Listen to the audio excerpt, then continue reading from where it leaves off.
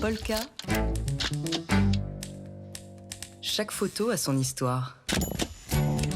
Nous sommes mercredi et nous parlons photojournalisme dans les matins de jazz avec Dimitri Beck de Polka Magazine.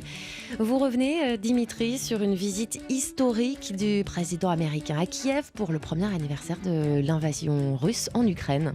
Les deux hommes marchent côte à côte, droit vers nous. À gauche, le président ukrainien Volodymyr Zelensky, pantalon multipoche et gros blouson beige sur t-shirt noir.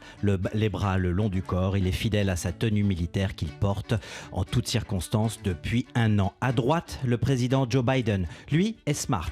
En habit civil, long manteau bleu marine, chemise blanche et cravate rayée bleu et jaune aux couleurs nationales de l'Ukraine, parfaitement nouée autour du cou. Les mains dans les poches, l'Américain porte des lunettes de soleil type Ray-Ban. Cadrage serré de la photo prise par le photographe du New York Times, Daniel Béréoulac. La scène a des airs de film d'ailleurs, Marine, de film façon Top Gun ou Men in Black, à moins que ce ne soit l'inverse. Mais là, Marine, tout s'arrête, le cinéma, c'est bien dans un pays en guerre que nous sommes. Ce que l'on n'entend pas sur cette image, c'est de cette journée ensoleillée, ce sont des sirènes d'alerte aérienne.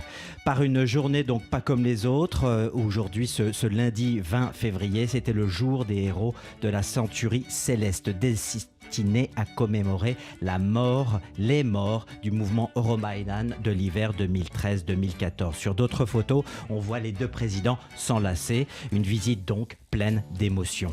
Et c'était une visite aussi, Dimitri, assez inattendue. Et bien plus d'ailleurs, puisque c'était une opération commando, pour ainsi dire, d'organiser cette visite sous haute surveillance, une visite dans le plus grand secret. Organisée en avion.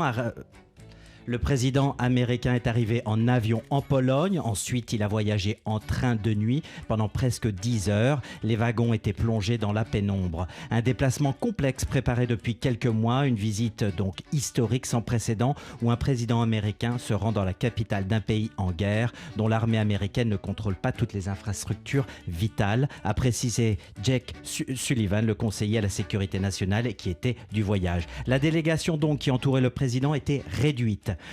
Elle était juste avec quelques agents de sécurité, ça va sans dire, une poignée de conseillers, une équipe médicale, 2 journalistes et le photographe du New York Times. Cette visite éclair de 5 heures seulement. La Maison-Blanche avait pris le temps de prévenir le Kremlin quelques heures auparavant, malgré tout, histoire d'éviter une attaque sur Kiev à ce moment-là, qui sait, une 3e guerre mondiale.